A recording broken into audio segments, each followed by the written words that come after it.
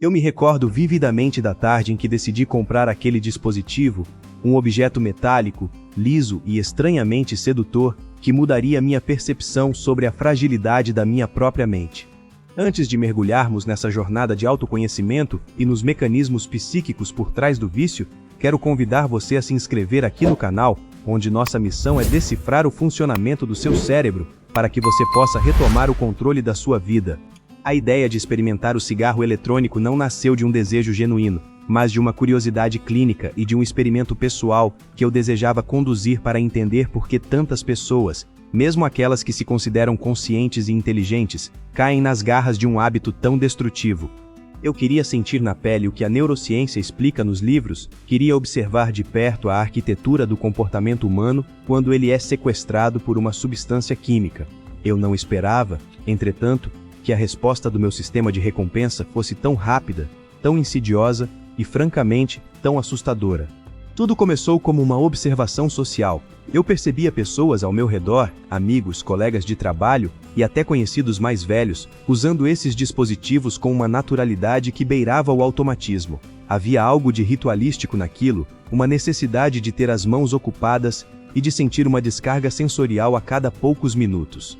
Eu decidi que, para compreender essa dinâmica sob uma perspectiva de quem estuda a psicologia do comportamento, eu deveria me forçar a usar aquele dispositivo por um período determinado. O objetivo era observar o momento exato em que a escolha deixaria de ser uma opção consciente para se tornar uma resposta condicionada do meu cérebro. Preparei-me psicologicamente, estabelecendo limites, mas subestimei a força da dopamina, o neurotransmissor que, em última análise, dita as regras do nosso jogo de prazer e dor. Nos primeiros dias, a sensação era de uma curiosidade desprovida de qualquer afeto.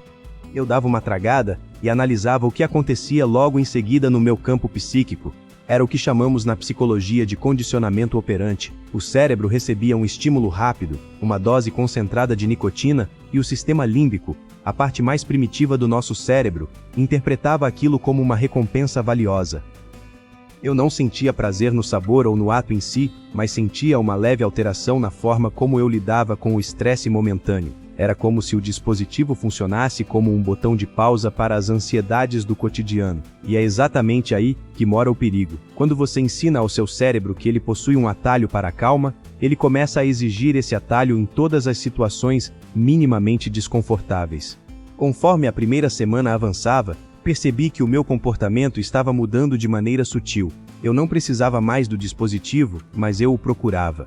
Era um gesto mecânico, quase como um tique nervoso. Surgia uma dúvida no trabalho, um e-mail mais tenso, ou até mesmo um breve momento de tédio, e minha mão buscava o objeto na mesa. Este é o ponto onde a maioria das pessoas se perde. O cérebro humano é uma máquina economizadora de energia. Ele busca padrões para facilitar o processamento de informações. Quando associamos uma situação estressante ao uso do cigarro eletrônico, criamos um caminho neuronal de menor resistência. O cérebro prefere repetir um hábito conhecido, mesmo que ele seja prejudicial, do que gastar energia tentando lidar com o estresse de uma maneira saudável e consciente. Eu estava criando propositalmente um curto-circuito na minha própria capacidade de autorregulação emocional. A parte assustadora começou na segunda semana. Eu notei que a minha capacidade de concentração estava diminuindo sem o dispositivo. Se eu passasse algumas horas sem aspirar o vapor contendo nicotina, uma névoa mental aparecia.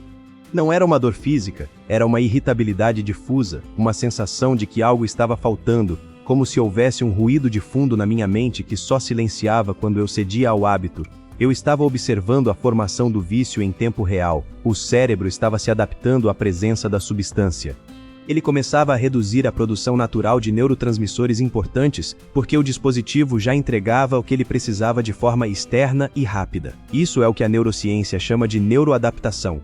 O sistema se torna preguiçoso. Ele não quer mais produzir a própria satisfação ou a própria regulação. Ele quer a entrega rápida. Eu me lembro de uma tarde específica, chuvosa, em que me vi caminhando pelo corredor do meu escritório, procurando pelo objeto, e senti um lampejo de clareza horrorizada. Eu não estava estressado, eu estava apenas entediado, e mesmo assim, meu sistema motor já tinha iniciado a busca.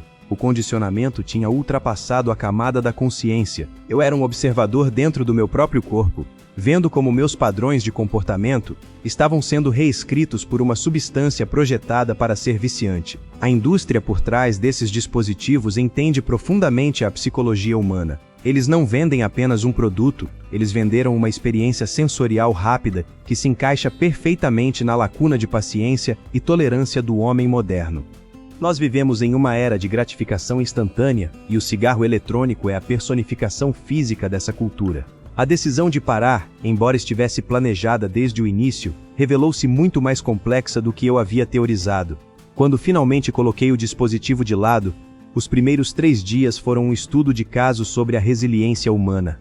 A minha mente, acostumada com o atalho da nicotina, entrou em colapso. Tive picos de ansiedade desproporcionais aos eventos da minha realidade. O meu córtex pré-frontal, a área responsável pelo planejamento e pela tomada de decisões racionais, parecia estar em uma batalha constante contra o sistema límbico, que clamava pela substância. Eu sentia uma vontade física, uma urgência quase infantil de retornar ao hábito. Era como se uma parte de mim estivesse gritando que a vida seria insuportável sem aquele auxílio artificial. Foi durante esse processo de abstinência que entendi a verdadeira natureza do vício. O vício não é sobre a substância. O vício é sobre o que a substância faz com a nossa capacidade de lidar com a vida real.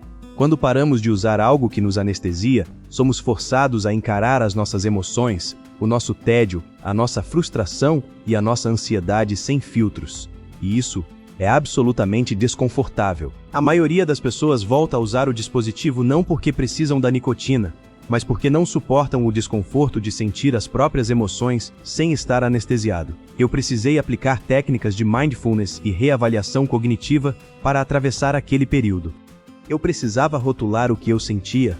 Não era uma necessidade vital, era apenas um sinal de desequilíbrio químico que o meu cérebro criaria sozinho se eu lhe desse tempo. A neuroplasticidade, que é a capacidade do cérebro de se remodelar, trabalhou ao meu favor, mas exigiu persistência.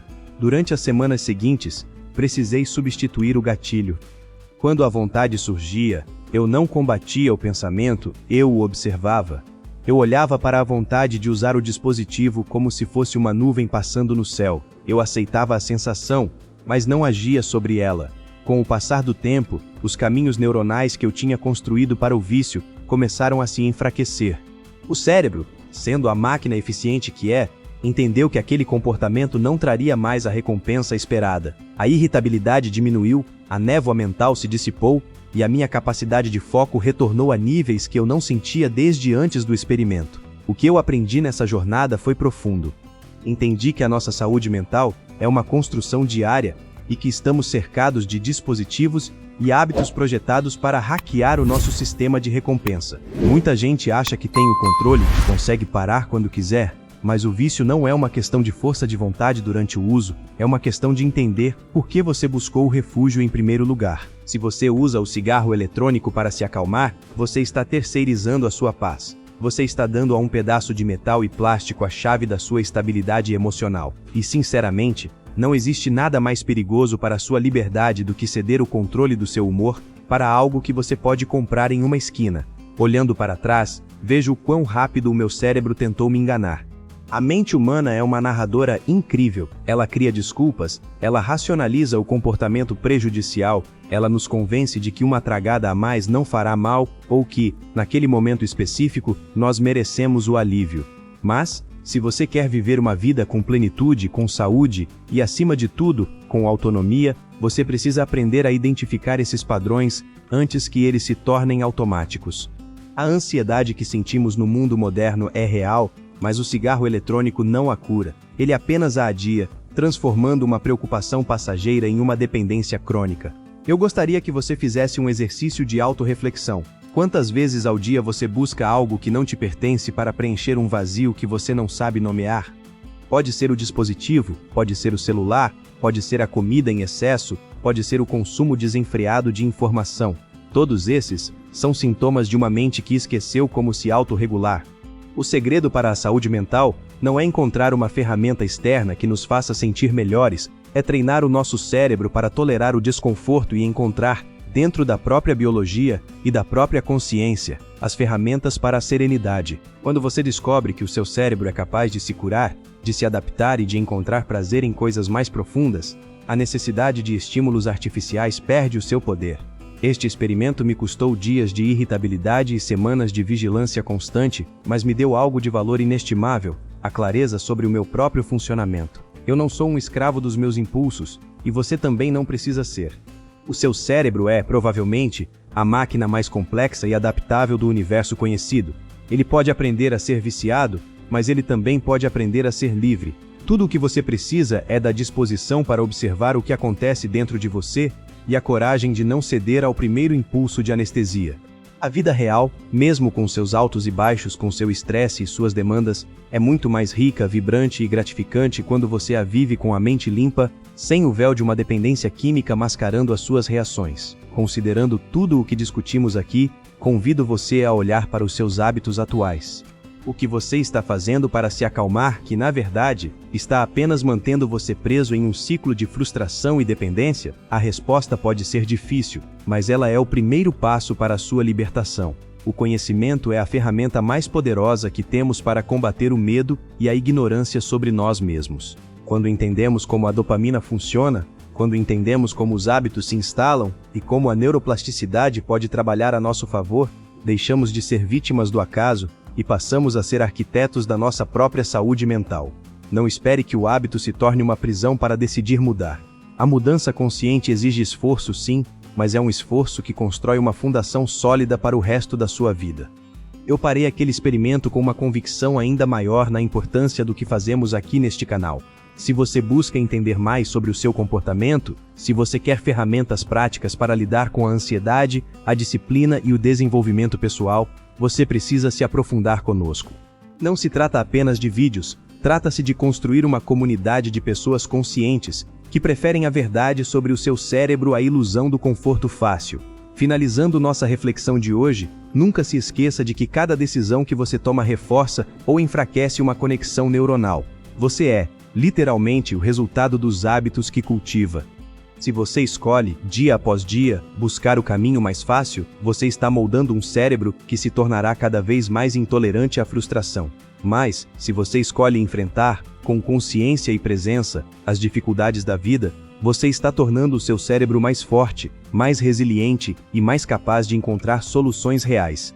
A vida acontece agora, neste exato momento, e ela é valiosa demais para ser vivida através de uma tela, de um vício ou de um disfarce. Se este conteúdo fez sentido para você, se ele trouxe luz para algum padrão que você percebe em sua própria vida, eu peço que você leve essa mensagem adiante. Compartilhe este vídeo com alguém que você sabe que pode se beneficiar dessa clareza. E claro, se você ainda não é um membro ativo da nossa comunidade, inscreva-se agora mesmo. Aqui, nós não apenas falamos sobre saúde, nós exploramos os mecanismos que permitem que você assuma o comando da sua psicologia. O seu cérebro agradece, sua saúde agradece e a sua vida, com certeza, será muito mais autêntica a partir de agora. Lembre-se, o controle está nas suas mãos, mas você precisa primeiro entender como a máquina funciona. Obrigado por me acompanhar nesta introspecção, e nos vemos no próximo vídeo, onde continuaremos desvendando os segredos da mente humana para que você possa ser a melhor versão de si mesmo, todos os dias. Mantenha-se consciente, mantenha-se em busca do conhecimento e, principalmente, mantenha-se livre dos atalhos que custam a sua liberdade. Até a próxima.